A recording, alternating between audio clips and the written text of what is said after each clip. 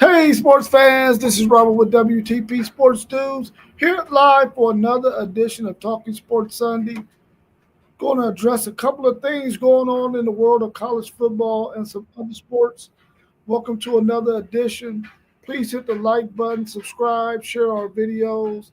And on the bottom of our videos, you can see scrolling across the bottom all the different channels of all the different players who are on our channels who come out and produce content together. So scrolling across the bottom, you see all of our channels. You see our man, FanDuel Zaya, scrolling across the bottom at the FanDuel Zaya podcast. You also see SEC Sean, who does a lot of content on Texas sports, Texas A&M, Texas high school football, also NASCAR. You also got our man Parlay Poe of the Blitzburg podcast, who does a lot of content on the Michigan Wolverines and the Pittsburgh Steelers. You also got our man City League TV, who is also on YouTube and Facebook, who does a lot of stuff with City League sports here in Columbus, Ohio. So go and check him out. And our man Mossberg of Level Up Sports 10, who just joined the show with us this morning. How you feeling, Mossberg? Feeling pretty good this morning. Woke up. If you don't mind me if you hear a little snoring, it's not me. I'm dog sitting for my sister this weekend. Got the little puppy. She's sleeping a little bit after getting up so early. But man, it's just great to be here after a great weekend. Even though we snowed in, but just blessed to see another day. Thankful for the opportunity that you give us and everyone that's always tuned in watching what we do. And as you said about that City League TV, we got a banger Friday night, Northland at Centennial. You had to be in attendance to feel the impact of what it means to what we trying to build and what T1 is building with that City League TV. So make sure you tap into that on YouTube as well as Facebook. We doing a lot, and there's gonna be so much more coming as well. Yeah, well, I think a lot of people probably know already is a lot of times public schools, city league schools, sports don't necessarily get the recognition that some of the suburban schools or some of the private schools get. So we're just trying to bring a lot more awareness to the public schools that exist here in Columbus, Ohio. Some really, really good talent. Um, they don't necessarily have the farm systems that you see in some of the private schools and some of the suburban schools.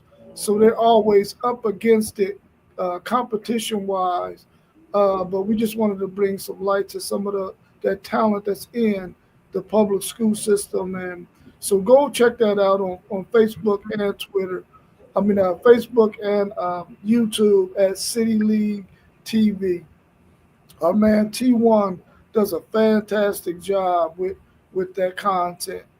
Last night we witnessed the Heisman Trophy ceremony.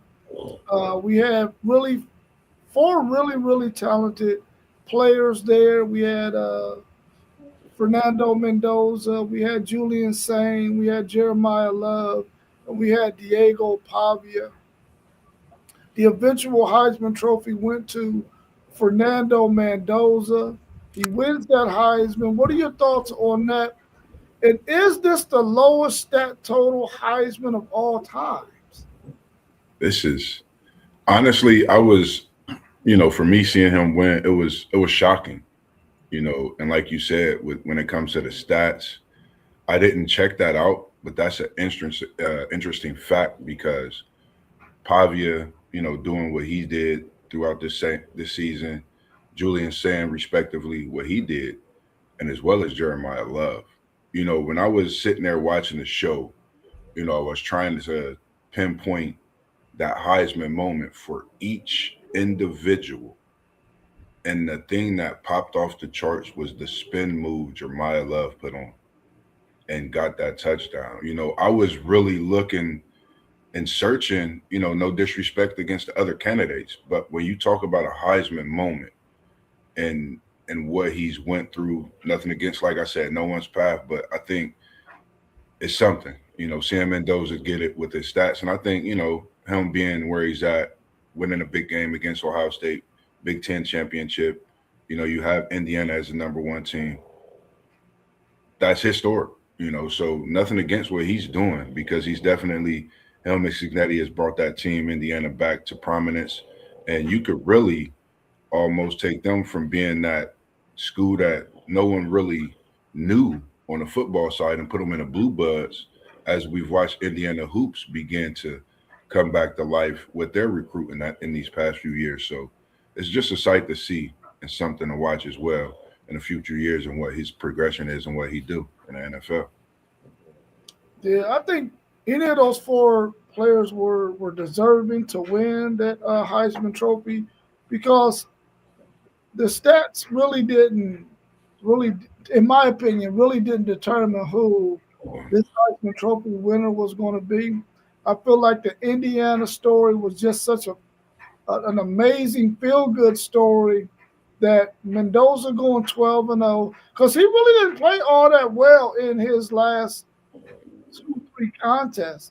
He Yeah. had big wins in those games with some throws that he made down the stretch. But stat wise, he really didn't have no eye dropping stats like you have seen some quarterbacks have who have won the Heisman Trophy, um, having over 4,000 yards, almost 40 touchdowns or 40 plus Yeah. touchdowns. Um, you really didn't see that from any of these quarterbacks. Now, Diego Pavia, in my opinion, had the best statistical stats. So, he had over 800 yards rushing, I believe, over 3,000 yards passing. So, if it was a stat award this year, I think Diego Pavia probably had the best chance to win it if we just base it off of stats. But I think the fact that Indiana went 12-0, they beat an Ohio State team that we really feel is probably the most complete team in the country in the Big Ten championship game. I think those things really sealed the victory for Mendoza to win that Heisman Trophy. I don't think it was really based on stats. It was the fact that Indiana did so well. They played against Ohio State, going up against another Heisman Trophy finalist, and that was really how I think he sealed that victory. I think when we look back on this, maybe 10, 15, 20 years from now, and we just look at the stats, we're going to be like, how did this dude win the Heisman? Maybe that was a down year in college football, statistically wise.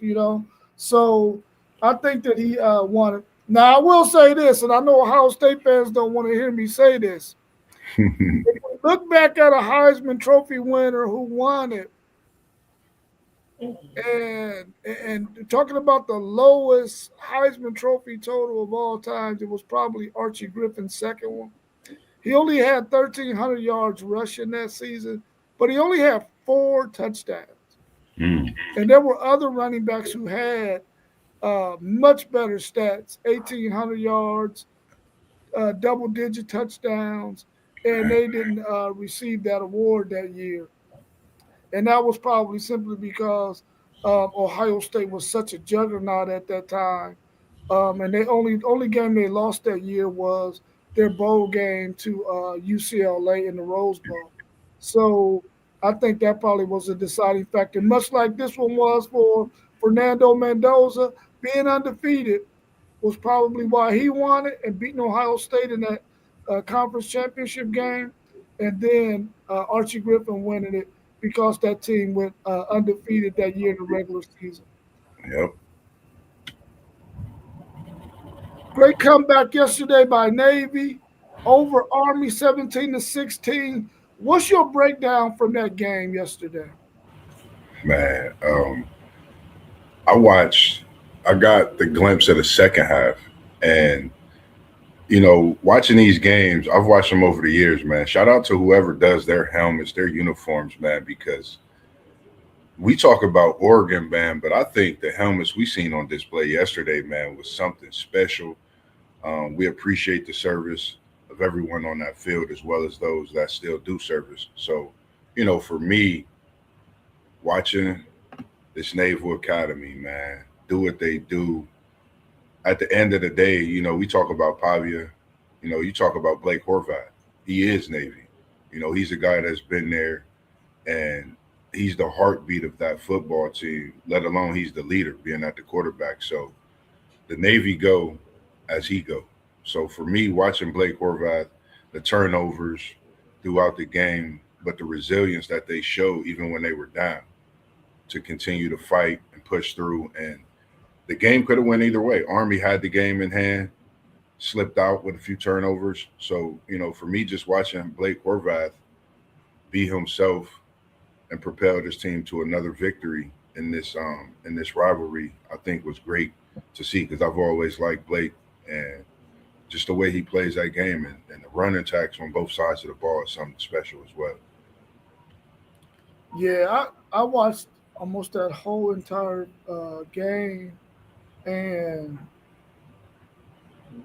bro, I was amazed, man, because I hadn't watched either one of them extensively all season. But Yeah, for quarterbacks to run the freaking football that many times, bro, yeah, I'm like, dude, you go in the huddle and it's your number called again. yeah, Then the dude was carrying the ball like crazy. And I'm like, at the end of the game, man, they had to be wore out, man. They left it all out there on the field. I mean, it had me thinking about Haynes King and all the stuff he did for Georgia Tech at the quarterback position running the football.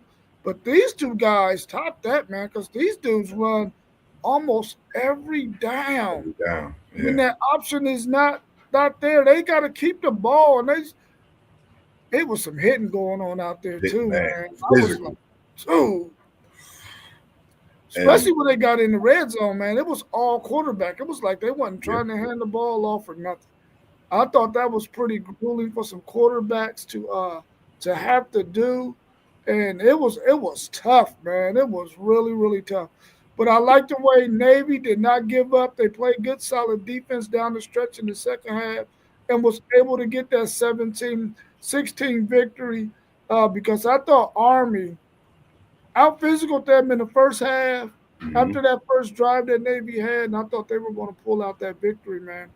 Let's welcome our man Parlay Poe of the Blitzburg podcast. We haven't seen our brother in quite a while. He's been handling some things, but it's good to see his face this morning. How you feeling, Parlay Poe? Man, I can't complain. Ain't nobody gonna listen to me. It's cold outside, man. It's cold out there. I just came from out there. It's cold. yeah, man. Man, yeah, I gotta get you out there and shovel this snow, bro, and I ain't looking I, forward to that at all. I did that last night. Man, I'm surprised. Yeah, it's good to see you in here this morning as well, Parlay Poe, man. Definitely, man. Yeah, we also got our man post game of the post game 86 podcast. How you feeling post game? Man, I feel good, man. Parlay Polo, it is cold outside. It's good to see you in here. It's good to see all y'all as well. Uh, that saying you say that need to be a T-shirt, man. Thanks, bro. Sure, for sure. I want to get post games and parlay polls opinion on last night's Heisman Trophy ceremony. Fernando Mendoza wins the Heisman Trophy. What are your thoughts? And is that the lowest stat total Heisman of all time? Have to be, man. It's because they undefeated, man. I told you, man. They gonna start picking teams that's undefeated to do special things now. You know what I mean? He well deserved. You know what I mean? But the stat line don't show it.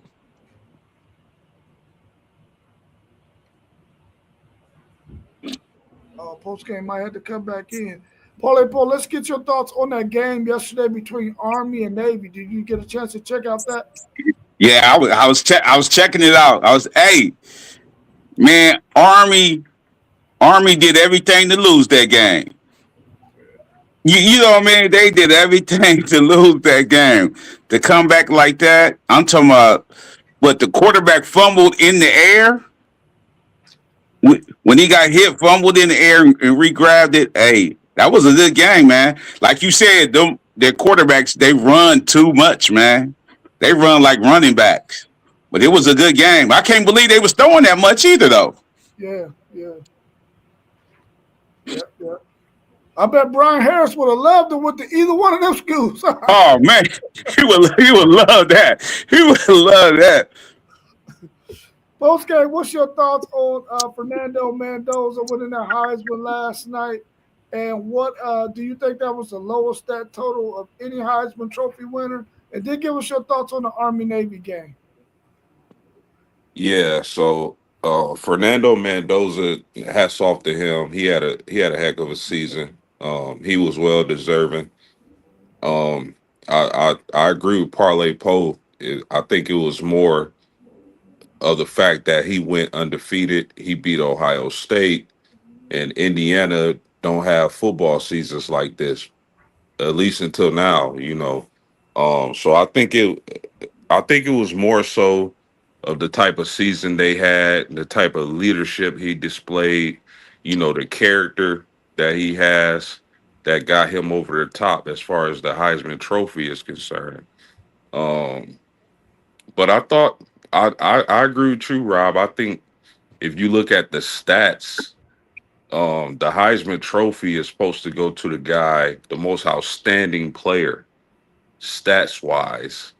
And so that would for if you look at Fernando Mendoza's stats, he really chewed up the mediocre teams. The good to great teams, he was just okay. But I can't take nothing away from him. He had a great season. IU is primed and they one of the favorites to win the whole thing. As far as the Army and Navy game, that was a heck of a game. Hats off to Navy. They did their thing. They ran the ball. Like y'all said, them quarterbacks, they run like crazy. But the key thing for me when it comes to the Army Navy game is that Navy was dominant on third down. They converted on third down a lot. And despite the turnovers and the mistakes, they found a way to get the job done and they got the victory. Yeah. Let me ask y'all this. Out of the teams who are ranked in the college football playoffs 5 through 12, who has the best chance of possibly competing for a national title? The teams 5 through 12. Or I say Oregon. Yeah, I say Oregon. yeah, I agree. I think they very scary. And I've been looking at this Oregon team. We talk about the 5 seed. Nobody said nothing about the 5 seed yet this year, but they pretty much got that home field advantage. I think they're gonna travel, whatever they have to do in the next round as well. I think they about to put a whooping on James Madison, but I think they the most scary team for sure.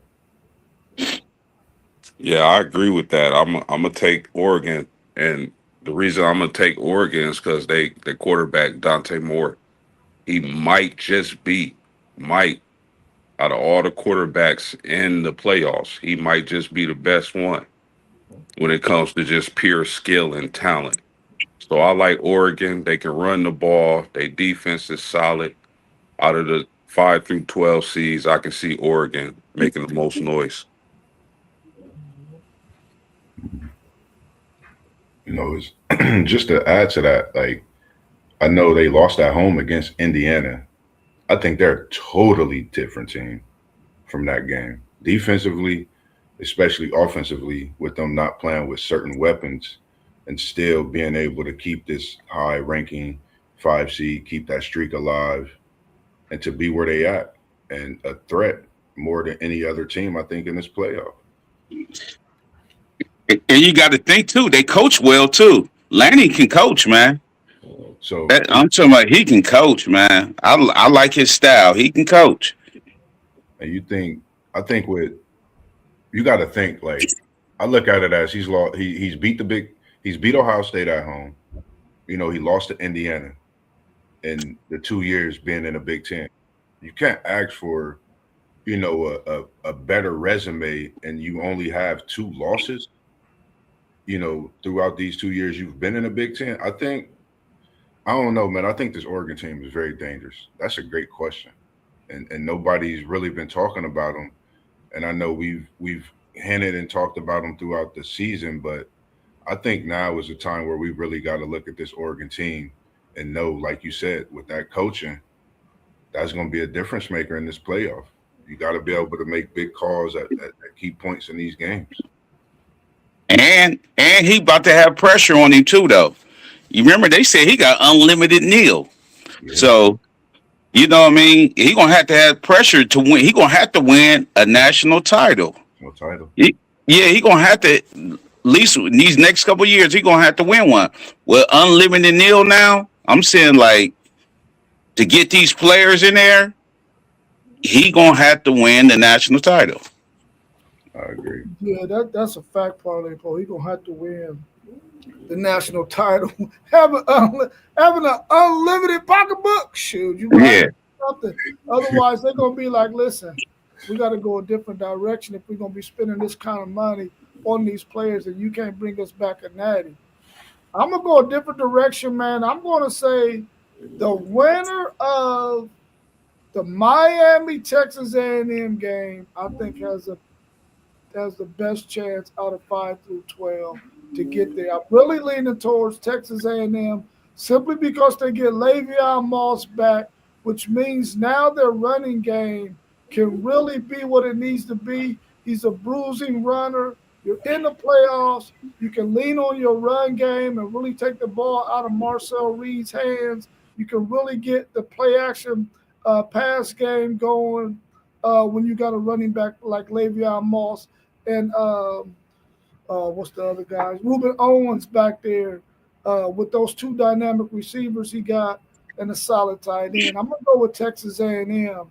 That if they could just get it all clicking again and get their defense playing a little bit better than what they played against Texas, they can be a really tough team to beat, man, because they can control the clock with their offensive run game. Yesterday, we watched Boise State get busted up by Washington, 38-10. Let's talk about that game, and let's also talk about the people who make these bowl games. What is their thoughts? What is their philosophy on having these kind of matchups where we know it's not going to be as competitive as we would like to see? on the I think I think they put in play like who would travel. You know what I mean? Like which teams is good to travel for the bowl games. You know what I mean? Like if it's close or if it's far away, and which two teams that good enough to travel that will be there. Because we know Boise State going to travel. They got loyal fans too, and Washington. Washington both had loyal fans, so they put them in the bowl game, and they really don't seem that fair on paper, but they see who travel and where the money gonna come from. But Washington, they put it on them, man. I like their quarterback. I don't know if he's gonna make it to the league, but he an athlete, man. Washington's quarterback is an athlete. I would love him, man. Mm. I wholeheartedly agree with you. I think it's just that, and then this Washington team is good. I just randomly picked Boise State in the upset, feeling like their run game would be able to do something. But this Washington team, and like you said, that quarterback, man, he's special. As you say, Parlay Poe. I noticed that's a thing in Washington when they have a quarterback, they could do special things. But having that special quarterback, that's a team to watch out for next year. And I do believe they running back come back as well. So they're just an up and down good team, and I think it helps with their recruiting. Having a leader at that quarterback position too. Yeah, I agree with y'all. These bowl game matchups, a lot of it have to do with the money. You follow the money in college football. It's going to tell you all you need to know. Washington, I think they just overwhelmed Boise State. Boise State isn't as good as they were last season when they made the Players Ball. And so, like the guys were saying, that offense is electric, especially against a team like Boise State, who don't have as good of a defense as you would think. Um, and that quarterback is a baller, so they got the job done, and Boise State was overmatched.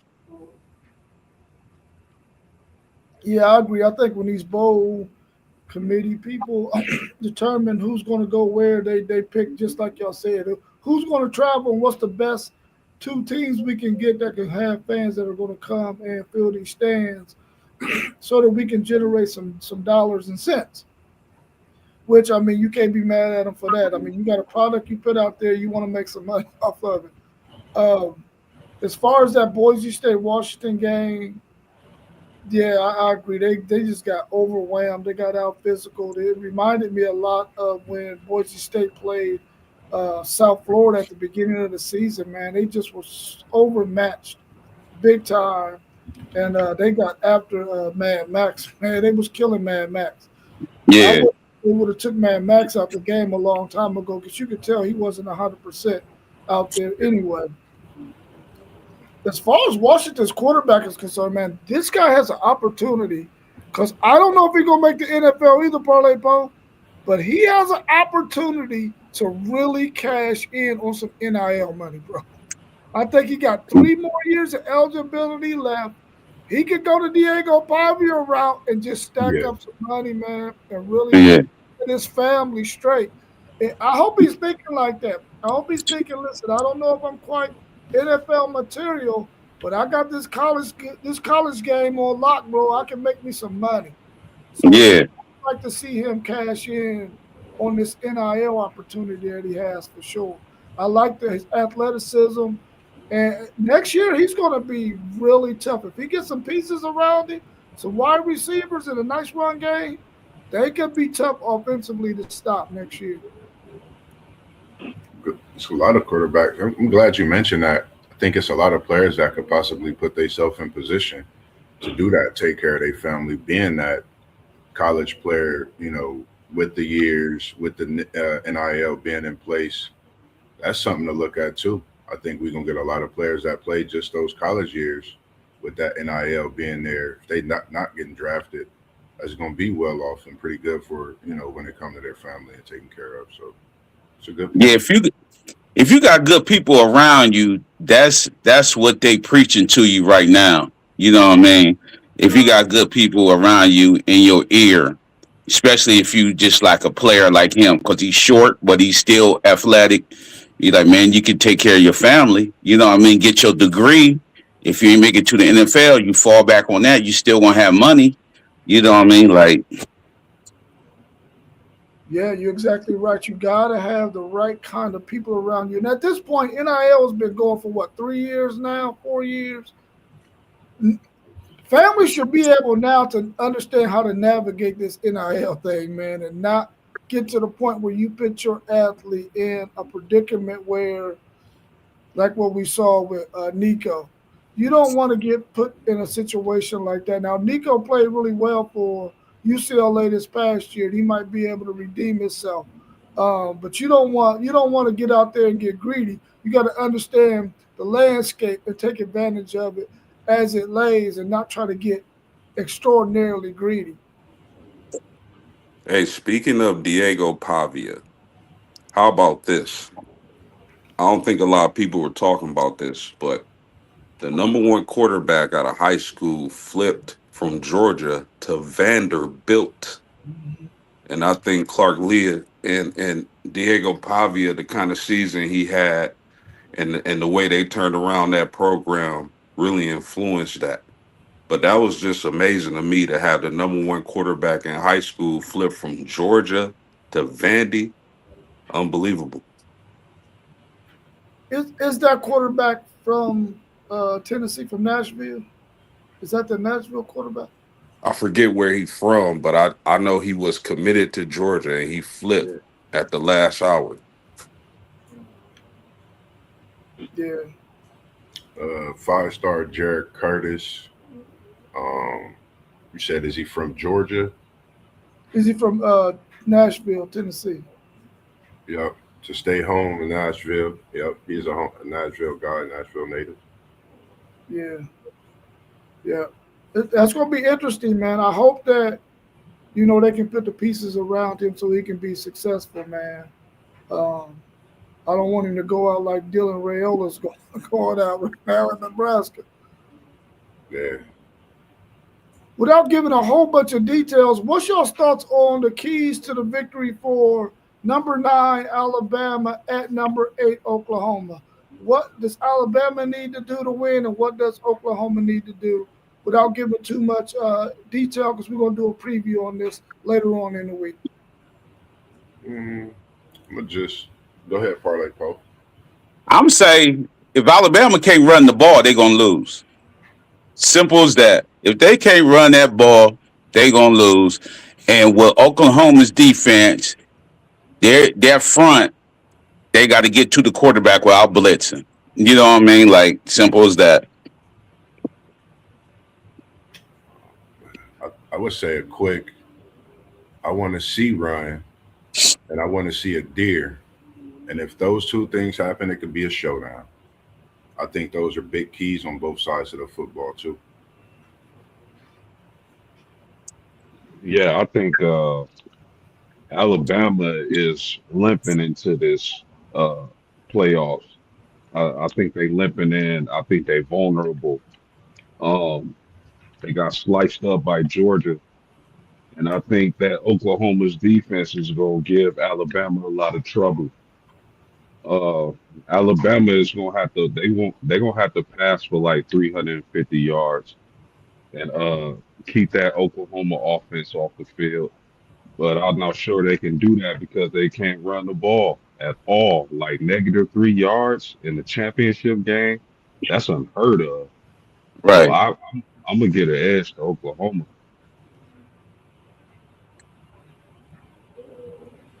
Yeah, I like what everybody has said so far. Alabama, in order to win this game, I think they're going to have to find a way to, and Oklahoma's defense is pretty good at stopping the short pass game. They're going to have to find a way to get the ball in Bernard's hand because the running game might not be there like they would like it to be. They might have to feature Bernard a little bit more than what they did against Georgia until the fourth quarter. Get him the ball and have a conversation with Ryan Williams and tell him, listen, dude, you have got to become a natural pass catcher of the football, bro. You drop Yeah. way too many easy passes, easy catches. He got to focus, man. They gonna Yeah. need him in this game, bro. He drops way too many passes, and plus he's slider built, dynamic player. Everybody know he's an incredible football player. But bro, you can't be having those timely drops like you have in games. You gotta seal that ball and make some things happen because Alabama's going to need them. If Oklahoma can play with a light box, six Yeah. players, and put some guys out there, more guys in the defensive backfield to stop the pass game, I think Oklahoma wins this game, even though Alabama's favored by 1.5 at this point. And Let- I know we talk our stuff, man. I don't know what we got to do or what people got to say to put a fire under Ryan Williams, but I'm gonna do it. You're not NFL ready. No disrespect. I love you, young man. I love what you bring to the table. But right now, step up because you ain't NFL ready. I don't know if that's gonna push you to do better, but I like you and I love what you bring to the table. So I want to see it. let me ask y'all this: how bad did y'all think Simpson was confused with Kirby Smart's defense? Mm. No, his head was swirling. Wasn't it, man? I ain't never seen him like that. I ain't never seen him play like that. Like he was confused. He didn't know where to go. It's something you Yeah, mentioned that because during that little span, I think that was like a few weeks span. People wasn't really mentioning Kirby Smart as it was questions about who's the coach at a top coach in college football. Coaching questions came about. I think he's really showed like I am Kirby Smart. Let me get this SEC championship. Let me get my Bulldogs up, and they've literally just constantly climbed in the rankings. And I think they're a team to watch as well. You know, Yeah. in this playoff. So Yeah, they definitely a team to watch.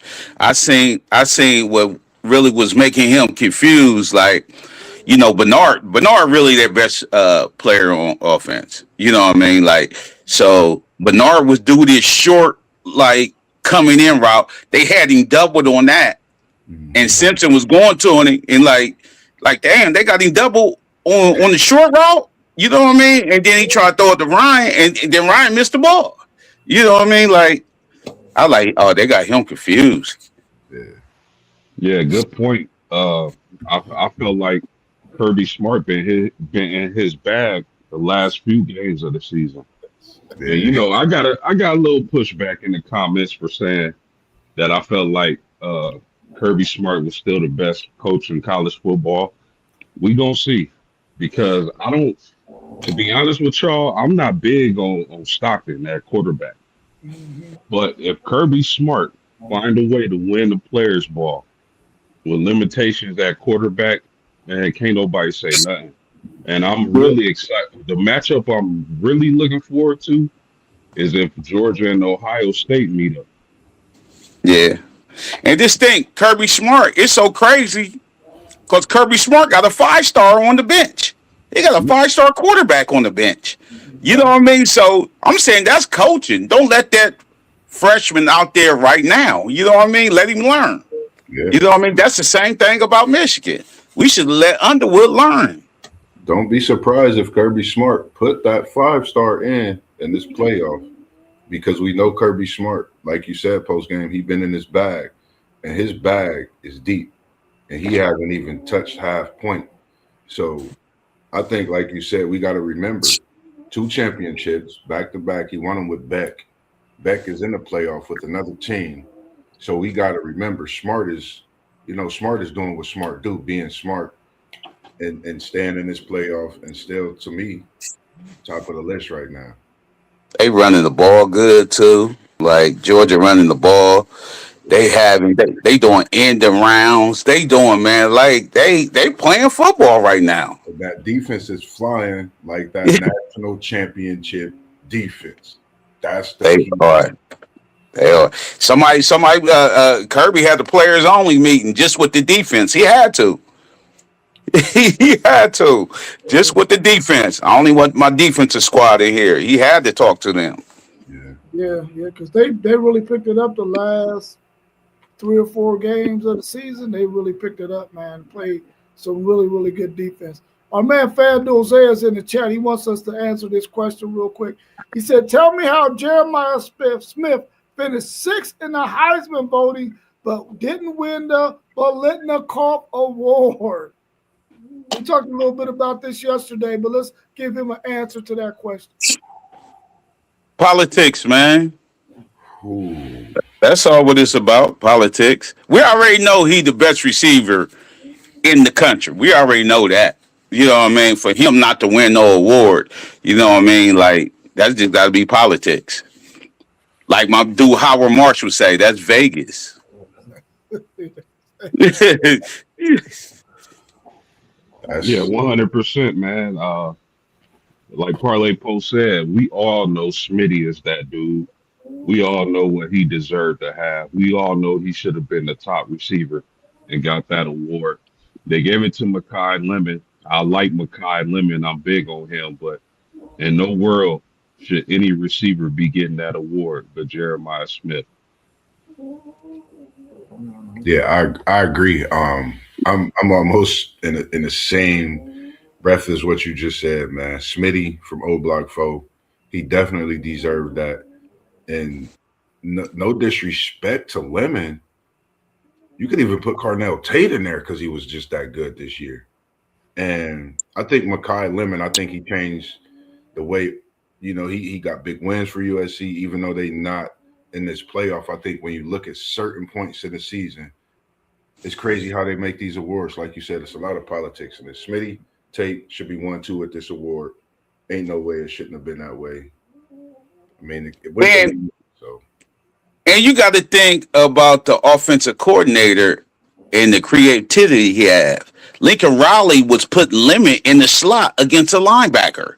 Come yeah, on, man. You got to think about that. If they did that sometime with Smitty, putting line him up, come in motion. You know what I mean? Now he lined up with the linebacker. You know what I mean? Like, come on, man.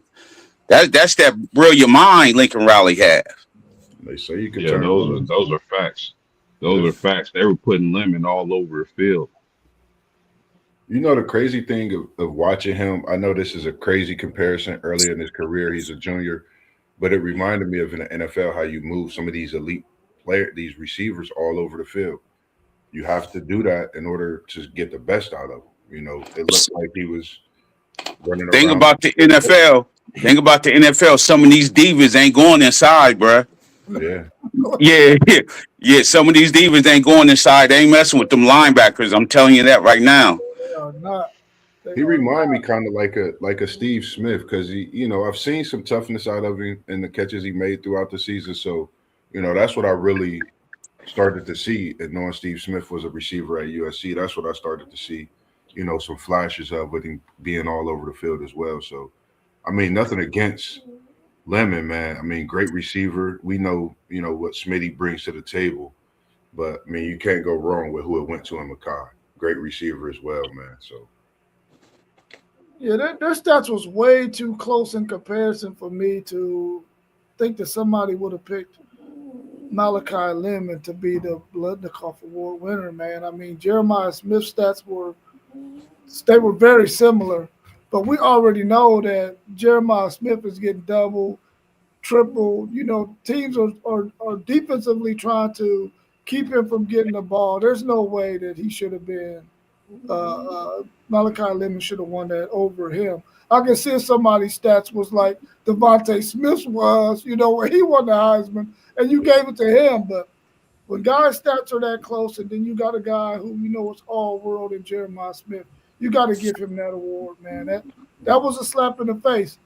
But what Paulie Poe said, I mean, if you think about it, who's the odds-on favorite to win that award? You think it's Jeremiah Smith, and everybody thinking, well, I can win me a couple of dollars off of this, even though there gonna be no significant amount of money. If enough people bet on it, then Vegas is thinking, shit, man. Hey, listen, we gonna stand and lose a whole lot of money, even though it ain't a lot per person.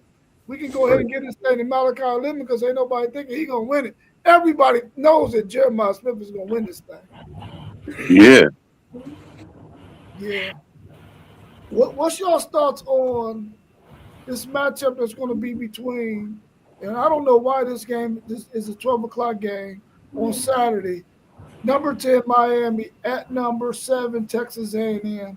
Without giving a bunch of details, what's your thoughts on that matchup? What's the keys to victory for both teams?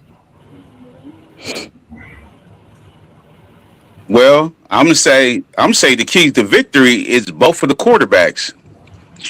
You know what I mean? Because both of them can give the ball up. You know what I mean? Carson Beck can throw some interceptions, fumble, and so can Marcel Reed. Is which quarterback can play the best, and we already know Texas A&M have a nice defense, but remember Miami, they be losing late in the season. You know what I mean? For the last couple of years, late in the season, Miami been losing a lot, and it because of their defense. So not giving a lot, I'm gonna say it goes on the quarterback and who protect the ball the best. yeah. I agree with you in that too. And then I'm gonna add as well as how Zay say, will crystal ball, and then will the trench baby step up for Miami? I think this is the game where the defensive front will play a big part too. We know what Miami could bring on the defensive front side of that football, what they could do. But I think as well as Texas A&M, will we see which team put it all together? That's something that I'm looking for. Who gonna put it all together? Yeah, y'all absolutely right. The turnover battle with those quarterbacks is going to be a major key in this matchup. I also want to look at the offensive lines for these teams. If I'm not mistaken, these are the two biggest offensive lines in college football. So, which offensive line is going to be able to dominate and protect a quarterback? Also, I know it sounds cliche, but in this game, the O lines, which one is going to be more dominant, do their job, protect a quarterback, open up run holes, is going to be the team that prevails. Yeah, for Miami, man, who was already on the bubble of getting in, if they don't have a good showing, man, it's really going to be some uproar with that committee. Like, listen, dude, you put this team in, and they got beat down or whatever, man, they're gonna have to make this game a competitive game. They gotta play well and make it look good. Otherwise, it's gonna be shame on that committee for putting them in over a team that we already felt was playing some really, really good football at that point in Notre Dame. I think the two quarterbacks is definitely the key. They're both very turnover prone. Um, Maybe their coaches understand that and will take the ball out of their hands and lean more towards the run game. That's why I think Texas A&M has a better shot in this game because I think they're going to try to establish the run with their two-headed monster with Le'Veon Moss and Reuben Owens. And then they got some dynamic receivers in the play-action pass game. I think that's going to have to be the key for them. Whoever can run the football and keep their quarterback from having to make plays with their arm. Now we know Reed can make plays with his legs, but if they have to throw the football to win it, then both of these teams are going to be in trouble. Yeah, I'm gonna say this too. Um, Texas A&M can't let that outstanding electric freshman wide receiver from Miami, Malachi Tony, get. That dude can break a game wide open. The truth. Yes, Yeah. sir. The Listen, truth. they're going to be hunting matchups with him, bro. They're going to be hunting matchups for sure with him. Yeah. Yeah, he the truth, man. That dude the truth. And they got him in the Heisman ratings for next year. So Yeah, Miami's defense is better, FanDuel said. Especially with them two bookends. If them two bookends can do what they need to do, man, they could probably take over this game and make it a little bit easier for Miami. Um, and we'll talk about that later on in the week, who we think's gonna win this contest. What do y'all think about this matchup between Tulane and Ole Miss? Is that just a game you're gonna watch for the first half, or will you sit there and watch the whole thing? Well, if my team is playing the winner of this, I'm gonna watch the whole game. But not if it's a blowout. You know what I mean? Like, and then we don't know how they gonna react without Lane though. You know what I mean? How's Ole Miss gonna react without Lane? You know, like because the Lane is a good in-game coaching. So we don't know how they're gonna react. So I'm going for Tulane, but I know Ole Miss gonna win. But I'm going for Tulane though. I think, for me, I think they just got to come out. Everything is happening. We know where Lane Kiffin is at. Backs against the wall. We got one goal and one goal only. That's to try to get a title. Tulane is in the way of that. I think Tulane is in trouble. Yeah, I would say I would ask if I want to see if Tulane can match up with Mississippi's physicality. If they can deal with that Russian attack, because I don't think they can. So for me, will I still be watching in the second half? Probably not. But Parlay Poe made a good point. Where's this team's mind at? Without their head honcho, can they still play the way they played throughout the season? Even though they got a favorable matchup without Lane, so that's going to be interesting to watch how this team takes their coach leaving.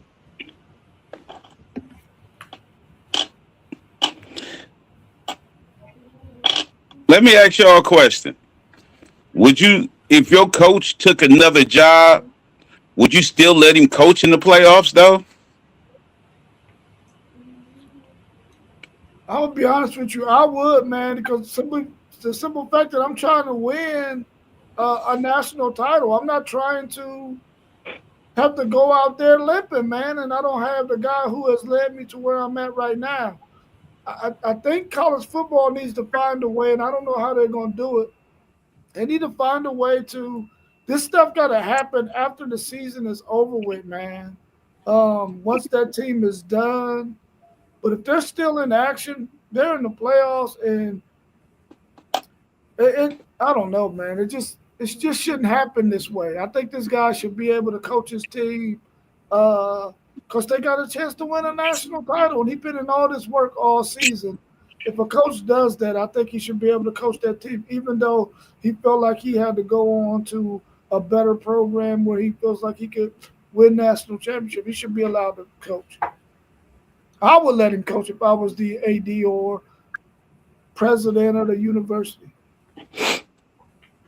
Yeah, that's a good point, Rob. I think these hirings, when all is when the season is over with, I think that's when they should start um the hiring process as far as coaching is concerned.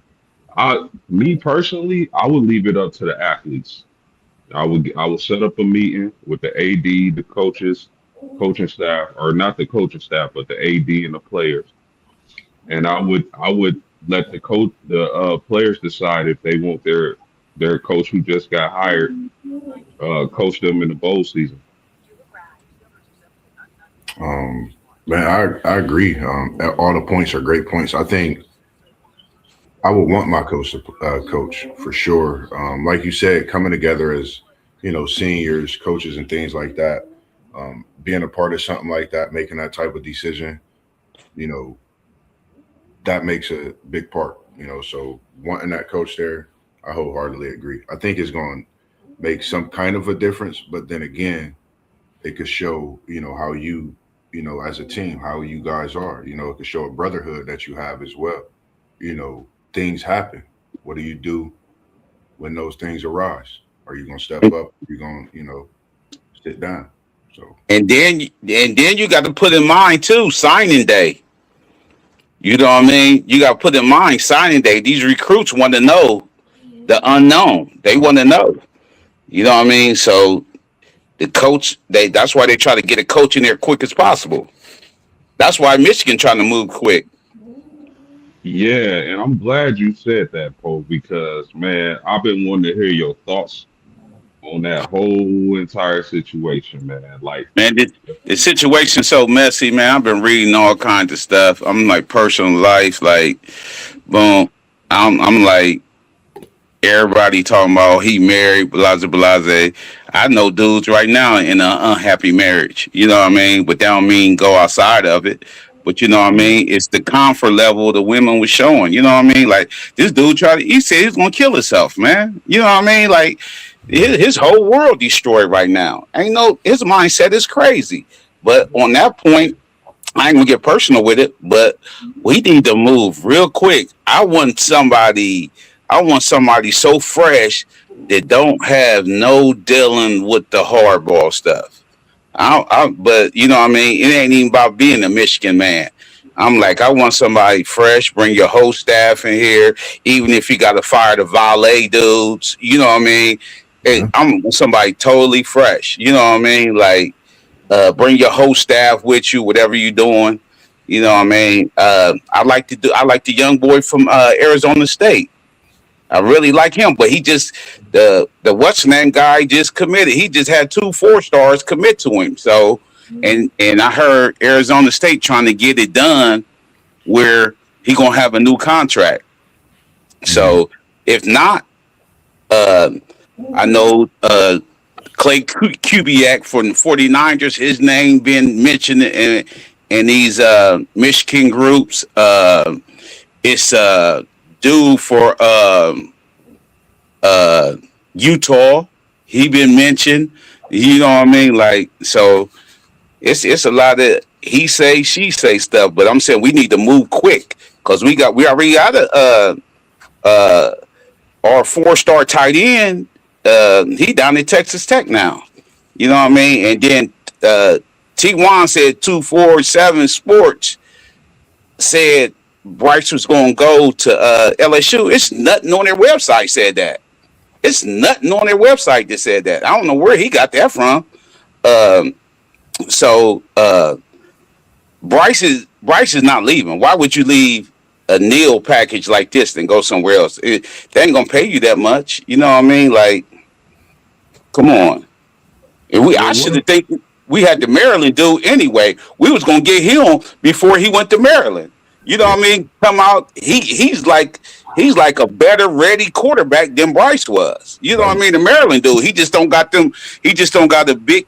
big line like we do. He ain't had the rushing attack we do. He would have did better with us than we did with Maryland. And that's a good point you mentioned that freshman quarterback, and I said something about him earlier in the season. That boy can throw the ball. He accurate. He's smart. Nothing against Bryce Underwood, but this is just with the hype. You got all this hype, and then you come in and you got a quarterback. Right across the way. That's a great point you mentioned. That I like that kid over at Maryland. He's a great quarterback. Parlay Paul, if they took Cal Whittingham from Utah, would you be okay with that?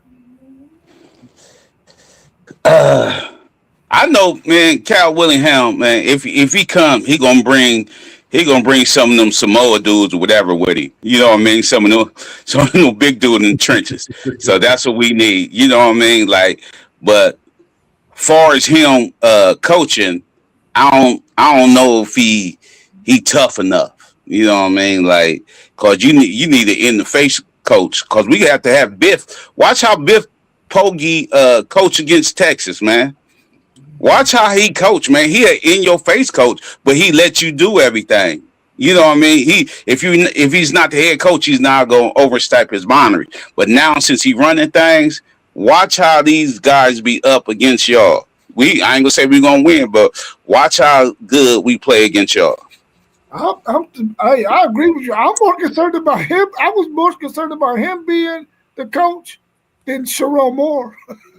Yeah, for real. Like, I'm way more concerned with him because he opens it up. He like, oh, we're gonna go out there and do everything we know we're supposed to do.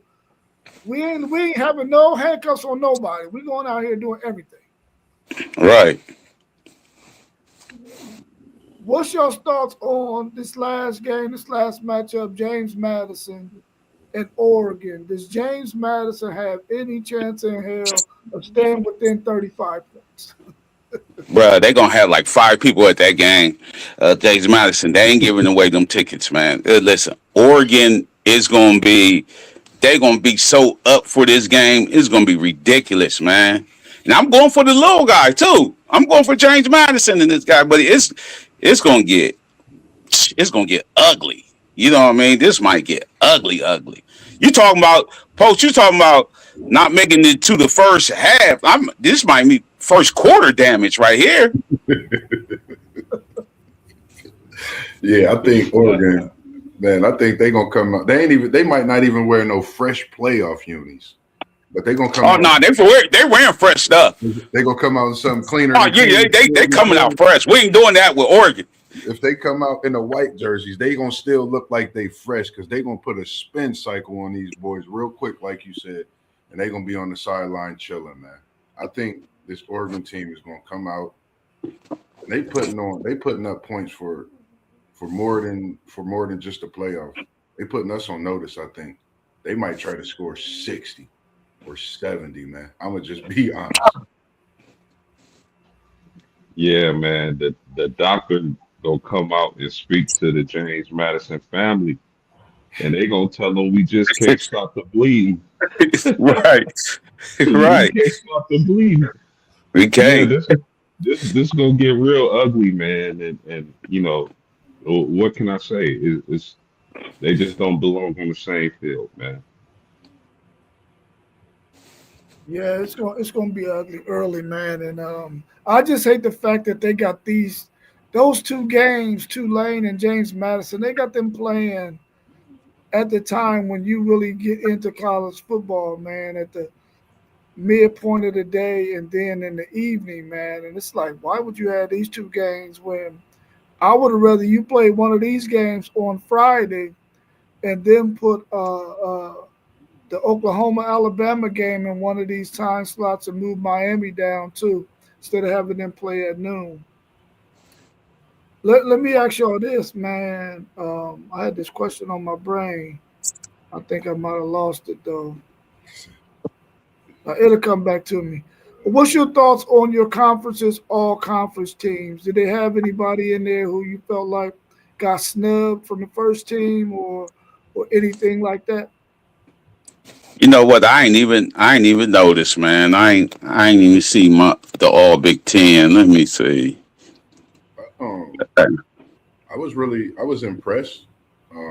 Based on the season, I was happy where we were with Luke Pettibon and Deuce Robinson being the two first team all conference for Florida State, playing being at the center position. Luke Pettibon did a great job. We all know what Deuce Robinson brought at the wide receiver position, and we had about eight total. You know, Daryl Jackson, Earl Little, Pittman being one, the transfer we brought over Wilson, a few other positions as well, Leonard, and I think a couple other. But I think we did pretty good for us to have the type of season we had. Um, I would love to see more in a near future, sooner than later, but definitely happy at what we left out and produced. Yeah, I don't. Of course, the Irish not in the conference, but I can speak on the All American teams that I've been seeing.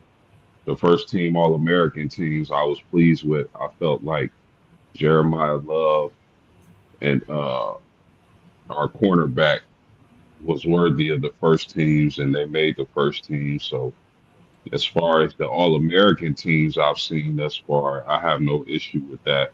You've seen a lot of Buckeyes there. So I'm Diego Pavia made some first team. So uh as far and Mendoza also. So as far as the All American squads, I'm cool with Yeah, I was okay with what the SEC did too. I felt like Ryan Nibble should have been should have won the should have been first team punt return, kickoff return, though. With what we've seen him do, he actually won maybe three games for Texas with his uh, his ability in the run and the return game. Now, I can't take nothing away from Concepcion. He balled out too, but he didn't win no games for Texas A&M doing that. I mean, Ryan Nibbler for about 3 weeks in a row, he actually won games for Texas with his return game, man. So uh, I think he had more yards per attempt too, and he had just as many touchdowns.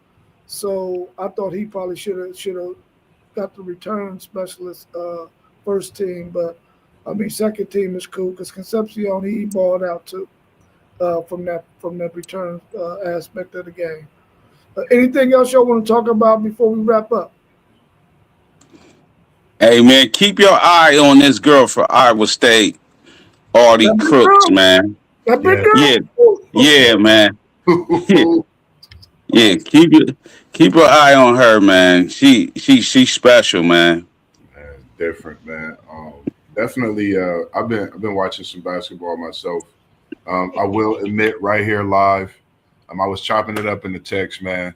Y'all been talking about Mossberg switching teams. Yeah, I'm making a switch, but it's not what you think. I'm taking my talents from Big Blue Nation, and I'm going to Cougar Land.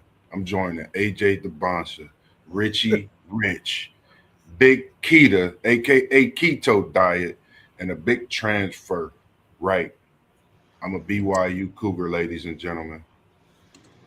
Boo, Y'all know I've been an AJ boo, DeBonsa man. fan. You know I've been You talking switching AJ. up, I'm going to. I'm done in Big Blue Nation.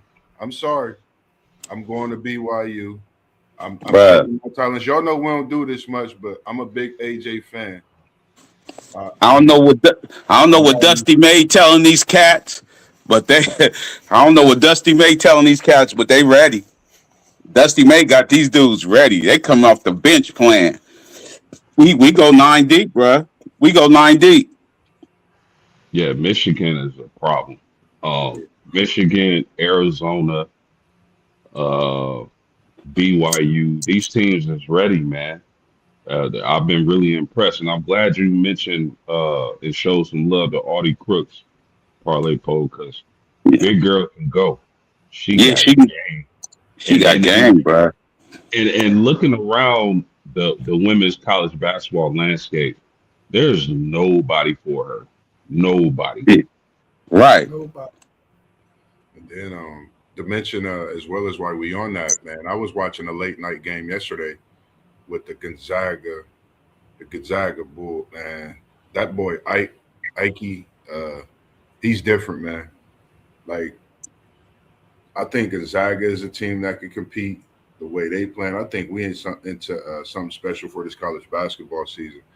And like you said, Parlay Poe, man, she's oh man, she the for her size, she the only one that I could really see give it bet Yeah, her height a problem. yeah, She's really good. Like she's good, good, great, And good. and, and yeah, and and what's crazy is she done developed a little step back jumper, a little yeah, fadeaway jumper this season.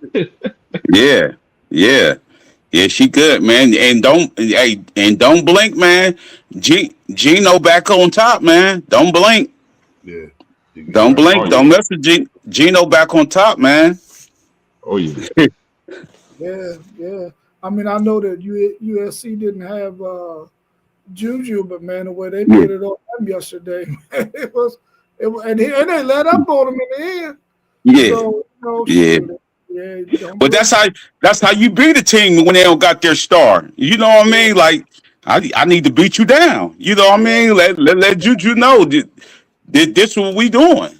yeah, you can't let them have no kind of break because if you do, Yeah, they're gonna think they got a head up when they get their star back, regardless. Like, yeah, yo, right. major, we just didn't have our star, so you got to go out and you got to do what you do every game, regardless, star there or not. yeah, yeah. I mean, as college football season is starting to wrap up, we'll start getting more into men's and women's college basketball because the women's game is really elevated to the point now where it's much watch TV, man. Whenever you Yeah, see some of these contests being played, being a somebody who follows Texas, man, just watching Booker and that team that they have, man, they got a really really nice unit, man. The thing that scares me about them is they got to get somebody else out there that can hit the three ball. They're real scrappy. They play good defense, but they're going to run up against somebody who can pour it on from three range. They're going to get in some issues, man, because they're not as fleet of foot as they need to be. Um, and they're going to get run into somebody who can knock down some threes. It's going to get in some issues. But Yeah, they should Now be all right. all y'all ladies teams got squads. Michigan, I know got a squad. They put it on the Irish bad. yeah, Texas, Texas is a. I think Texas is a national championship contender. yeah, But my lady Irish man, they all they got is Hannah Hidalgo. Next year will be their year. But this year they probably won't be a contender. They'll be a contender in the ACC, but they won't be a national championship contender this year. They don't have enough players around Hidalgo. yeah. That high school class that they got coming in, them girls right now are going crazy during their high school season too. Gee, excuse me. Yeah, yeah. All They right, just y'all. Go ahead, go Paul. ahead. I You said go ahead. some of these girls, just uh just better developed than others. You know what I mean? Like, and it shows sometimes. So Mhm. that's all Yeah, I'm saying. yeah, because I remember the Crooks girl when she was just a true freshman, and when Texas was still in the Big 12, and her conditioning wasn't there yet. But man, when she got in there, she was instant bucket because nobody could handle her down there in the paint. Now you look at how her game has evolved. She got a lot more to her game now, and she has the conditioning. She has the Yeah, strength and all of that stuff, man. And so she is a tough guard, man. And if yes, they can she get to is. the point where they can continue to feature her and keep her out of foul trouble, they can be a hard team to beat if they got some other pieces around them, especially somebody who can knock down the three on the inside outside game. Yeah, Yeah. Yeah. for But sure. we don't have anything else, man. We can wrap it up. I know we got some NFL action today. It's starting to come to an end. There's some teams that we thought probably would make the playoffs who are right there on the outside looking in, hoping that some things happen. Those Chiefs, we don't know what's going to happen with them. We don't know what's going to happen with the Coast, the Texans, and the Jacksonville Jaguars, who are vying for the that division. So there's some stuff out there, man, in the air. We got to wait and see how it all plays out. Anything y'all want to add about the NFL? We need the Bengals to take care of the Ravens today. You know I got that hat on, man. We don't. I don't really do these Ravens, but Burrow have that effect, and my boy Chase is on the case today, so that's why I got the hat on. Bengals get a big victory, so your Steelers could keep it rolling, get that division, and it's always love, man. So y'all can get y'all's good division this year. But I say Carolina Panthers gonna win that division.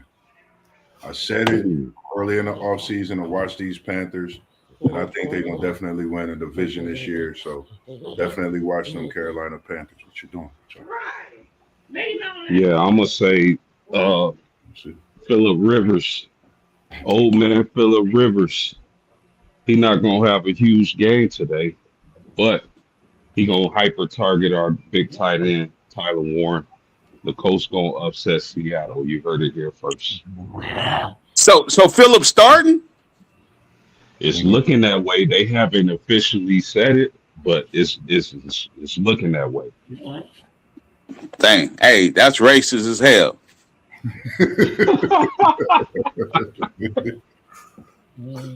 Come No, on, man.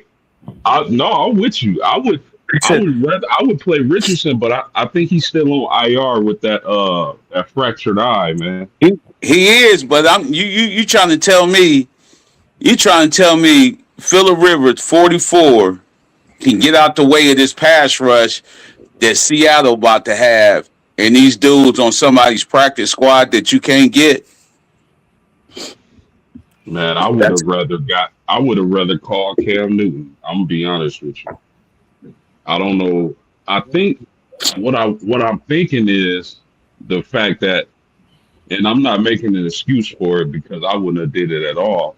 But he's been running the Colts offense for his high school team, and I think the being familiar with the offense. I don't know, man. It's a mess. I just hope that because, like you said, that Seattle Seahawks pass rush is serious.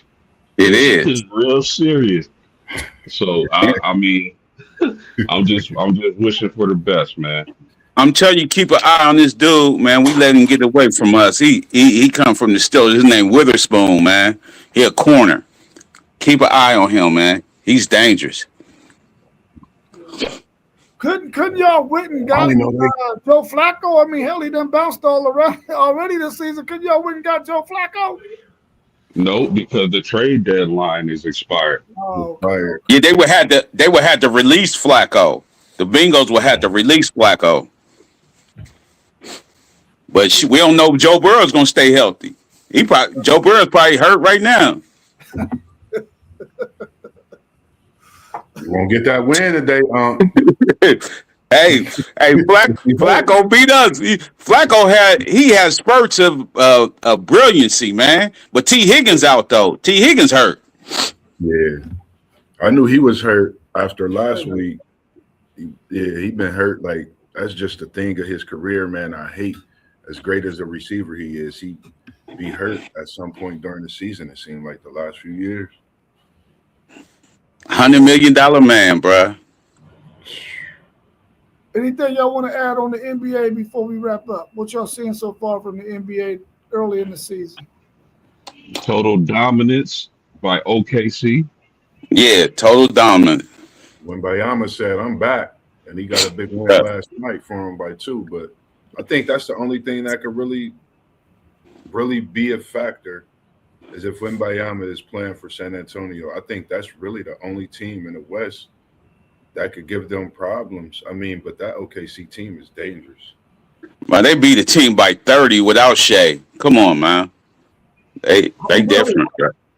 Yeah, they different, man. Like, and you know what I don't like? You know what I don't like is because they small marketed. Some of these podcasters are hating on them, talking about the NBA need to figure out a way to form a super team to beat OKC. No, don't. Why y'all punishing them from doing what they supposed to do?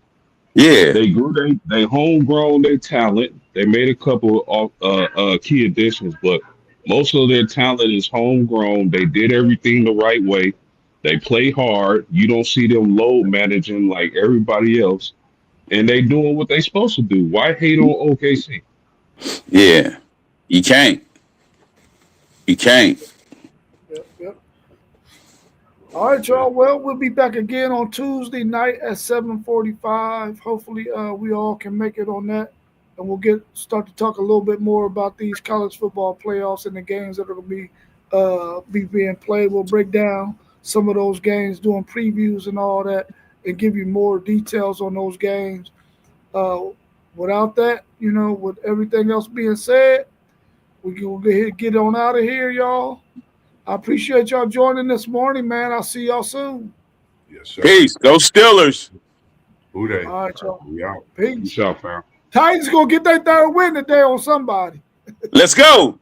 Patriots might get their first AFC, their first crown with a win today since 2019. Yeah. All right, y'all. Peace. Peace.